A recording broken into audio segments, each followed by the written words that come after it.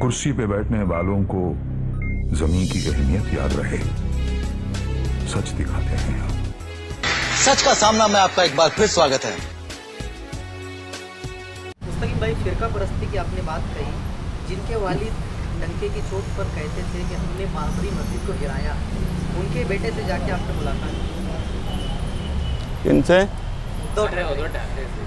देखो, हालात मैं हमेशा बोला, हिंदुस्तान के हालात 1947 से पहले का हिंदुस्तान, 1947 के बाद का हिंदुस्तान, बाबरी मस्जिद गिरने से पहले का हिंदुस्तान, बाबरी मस्जिद गिरने के बाद का हिंदुस्तान, उसके बाद 2014 से पहले का हिंदुस्तान और 2014 के बाद का हिंदुस्तान। इसमें कहीं ना कहीं सियासी पार्टी और सब चीज़ों में चेंजेस आए, लोगों के सोचने में भी चेंजेस हुए हैं। और आज उद्धव ठाकरे की पार्टी इंडिया अलायंस में है।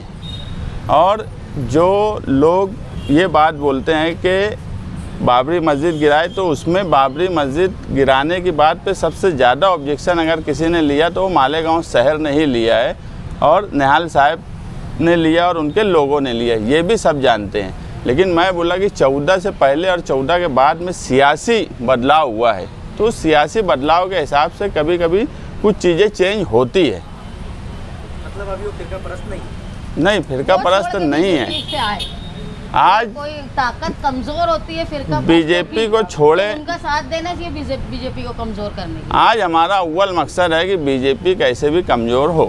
18 अक्टूबर को अखिलेश यादव और इकरा हसन का मालेगांव दौरा ये पहले से ही डिक्लेयर था, मगर पूरा शेड्यूल नहीं मिला था। आज जो है उनका शेड्यूल मिल गया है। 18 अक्टूबर को अखिलेश यादव और इकरा हसन आ रहे हैं। शाम में 6 बजे से 9:30 बजे तक अजीज़ कल्लू स्टेडियम में एक जलसा होगा, और उससे पहले भी कुछ प्रोग्राम बनाए जाएंगे। हम ये बात मानते हैं कि इंडिया अलायंस में समाजवादी पार्टी वाहिद पार्टी रही जिसने मोदी का रथ रोकने का काम यूपी में किया, और यही वजह है कि आज आप अगर देखेंगे तो बीजेपी, मोदी, अमित शाह, इनकी बॉडी लैंग्वेज बदल चुकी है। 10 साल में इन्होंने जो हिटलर शाही की, वो इस मर्तबा सरकार तो ज़रूर बनाए, मगर कमज़ोर सरकार होने की वजह से कहीं ना कहीं उनको बिल पास करने में भी तकलीफ़ हो रही है। और जिस तरीके से वो धांधली कर लिया करते थे, वैसी धांधली फ़िलहाल नहीं नज़र आती। और इस काम को अगर किसी ने रोका है तो वो अखिलेश यादव और समाजवादी पार्टी ने रोका है। इसलिए हम चाहते हैं कि वो मालेगांव शहर में पहली बार आ रहे हैं। महाराष्ट्र के दौरे पर जीत कर आने के बाद महाराष्ट्र में पहली बार सियासी दौरे पर आ रहे हैं, वो भी मालेगांव शहर में। ये हमारे शहर के लिए भी बड़ी बात है। और हम इस प्रोग्राम में इंडिया अलायंस की तमाम ही पार्टियों को बुलाने वाले हैं कि इंडिया अलायंस की जो पार्टियां हैं, जो जिम्मेदार हैं मालेगांव शहर में, और दूसरी तरफ भी अगर शोभाताई बच्चाओं member of parliament India alliance से चुन के आई और उनकी जीत में सबसे अहम रोल मालेगांव शहर ने अदा किया, तो उनको भी बुलाएंगे। और उद्धव बाला साहेब ठाकरे, कांग्रेस, राष्ट्रवादी और भी जो दूसरी छोटी पार्टियां हैं, कम्युनिस्ट पार्टी, दूसरी भी पार्टियां, हम इस प्रोग्राम में सबको बुलाने वाले हैं। उसकी वजह यही है कि आप देखेंगे तो 10 साल जिस तरीके के मुसलमानों पे बीते हिंदुस्तान में, इंडिया अलायंस को ताकत मिली, समाजवादी ने रोका, तो आज कहीं ना कहीं मुसलमान इस इंडिया अलायंस और समाजवादी से मुतमईन है पूरे हिंदुस्तान में कि ये पार्टी जो है, इनके साथ अगर मुसलमान रहेंगे, इन पार्टियों के साथ, तो वो कहीं ना कहीं बीजेपी को रोकने का काम करेंगी, ना कि दूसरी ऐसी पार्टियां जो 10 साल इससे पहले भी थी, मगर वो पार्टियों ने, जैसे एमआईएम ले लो या बीजेपी ले लो, इन पार्टियों ने कभी मुसलमानों के हक में कोई बात हो, ये बात बोल तो दी होंगी, मगर उसके असरात कभी पड़े नहीं। इसलिए अखिलेश यादव का जलसा कामयाब करने के लिए पार्टी के जिम्मेदारान मेहनत करेंगे, और मालेगांव शहर उनका शानदार इस्तकबाल करने के लिए 18 अक्टूबर को तैयार रहे। कब आएंगे? नासिक आएंगे? मालेगांव कब आएंगे? कोई इस्तकबाल होगा, कोई डायरेक्ट जलसा होगा? नहीं, अभी हमने जो है एक जलसे का जो प्रोग्राम हम बना लिए हैं, उनका दिन में ही आने का यहाँ मालेगांव शहर आ जाएंगे। बाकी का जो प्रोग्राम है वो प्रोग्राम हम लोगों से बातचीत करके तय करेंगे, और कोई प्रोग्राम उससे पहले मुलाकात का या उनके रुकने का इंतज़ाम ये सब हम लोग तय करेंगे। एक जो मेन जलसा है वो 6 बजे से 9:30 बजे तक ये तय है, बाकी का प्रोग्राम हम तय करेंगे अभी।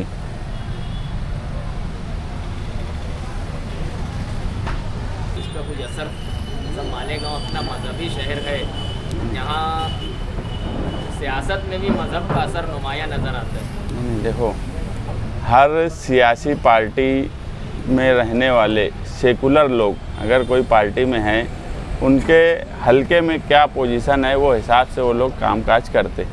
अगर ये एक वीडियो आ रहा है तो आप अगर देखेंगे तो इकरा हसन के एहतजाज और इकरा हसन के बोलने पर ही वो साधु को अरेस्ट किया गया। ये भी बात बिल्कुल बराबर है कि सबसे पहले अगर ऑब्जेक्शन किसी ने यूपी में लिया तो इकरा हसन ने ली। तो सियासी तौर पे उनको कामकाज करने के लिए कुछ चीज़ें अगर करना पड़ती है तो वो ठीक है, वो उनके हिसाब से। ये कि इकरा हसन जहाँ से चुनकर आई वो कॉन्स्टिट्यूएंसी में मेरे ख्याल से 20-22% अक़लियत होगी, बाकी सब जो है मेजॉरिटी थी, और मेजॉरिटी ने अपना दिल बड़ा करके समाजवादी पार्टी से एक मुस्लिम नुमाइंदे को चुनकर दिया। तो ये है कि भाई नुमाइंदे के कोई मज़हब नहीं होता, नुमाइंदा सेकुलर होता है।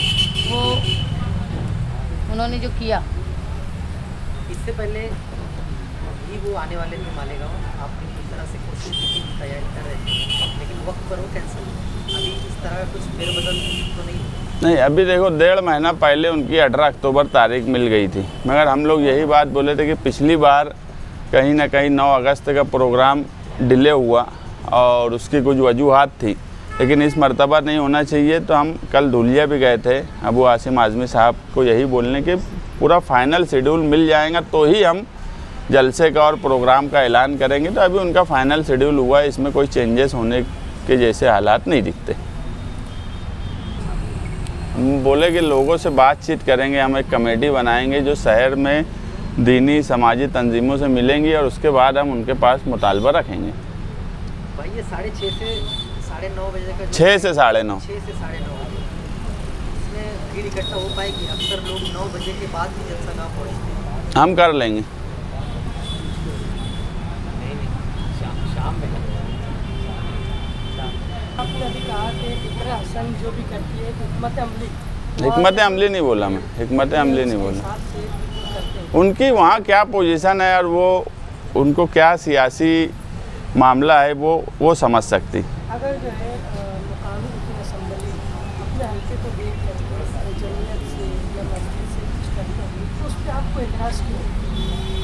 नहीं, क्या एतराज़ हम किस बात पे किए? बहुत सारी बातों पे आप अक्सर जमीयत के ताल्लुक से समाजवादी बोलते रहते हैं। जमीयत के ताल्लुक से हम कभी नहीं बोले। बताओ मुझे एक बात, आप बताओ क्या? एक मिसाल बताओ कि हम जमीयत के ताल्लुक से बोलें। कई मरतबा में जमीयत के ताल्लुक से आपके कई वर्कर भी जो व्हाट्सएप पर नहीं, देखो व्हाट्सअप वाली बात मैं नहीं करता। व्हाट्सअप पे कौन क्या बोलेगा, कब कौन क्या बोलेगा, ये कोई सियासी पार्टी के लीडर ना समझ सकते ना बोल सकते। पहले ऐसा था कि सोशल मीडिया का दौर नहीं था तो पार्टी का अपना एक तर्जुमान होता था।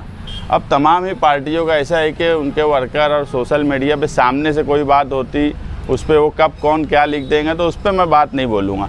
ऑफिशियली हम कभी जमीयत के बारे में कोई बात बोले ही नहीं। हाँ, एतराज़ अगर मजलिस के नुमाइंदे पे है तो ये है कि काम काज इस शहर में नहीं किए और एक मंत्री के सामने झुक जाते सिर्फ इस लालच में कि मुझे ये शिवसेना के एक जिम्मेदार कारपोरेटर थे, बाद में वो ओहदे पे भी रहे, वो बोले एक मर्तबा कि आमदार तुमचा आमदार काय आहे, त्यांना टेंडर मैनेज करून देतो आम्ही, ते गप बसते। मतलब ये कि वो सिर्फ टेंडर मैनेज कर देंगे 4-5 और ठेकेदारी उनको मिल जाए, इसलिए खामोश बैठते। इसलिए हमारा ऑब्जेक्शन है।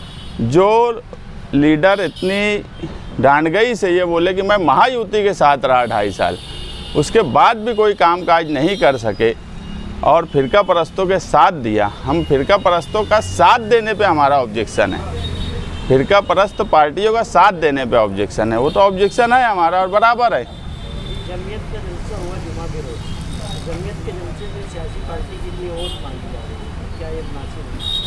एक वीडियो वायरल, ये तो हर कोई बोलेगा कि ये नामुनासिब बात है।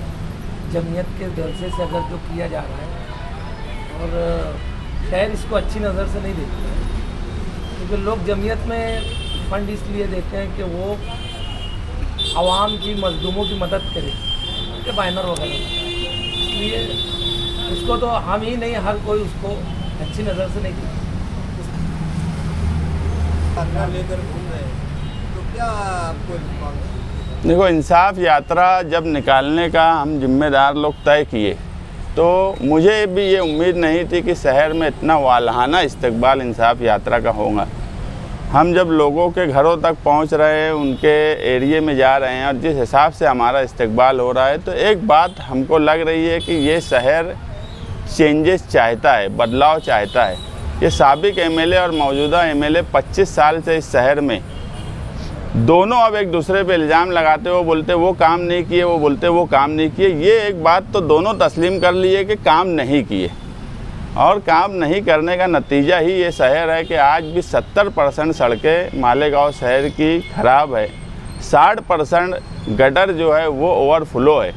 तो ये सब लोग कहीं ना कहीं जो बुनियादी सहूलत है, लोग आज बड़ी बड़ी चीज़ें सोच नहीं पाए कि कॉलेज, रोज़गार, तो ये कहीं ना कहीं बदलाव की तरफ शहर जा रहा है, और बदलाव का ऑप्शन उनको शान हिंद के अंदर दिख रहा है कि यही है जो इस शहर में बदलाव लाएंगी। इसलिए हमको बहुत अच्छा उसका रिस्पांस मिल रहा है, और ये यात्रा अभी हम 2 दिन और चलाएंगे, क्योंकि अब जलसे का हमारा फाइनल ऐलान हो गया है। तो 2 दिन यात्रा चलाने के बाद हम जलसे की तैयारी में लग जाएंगे।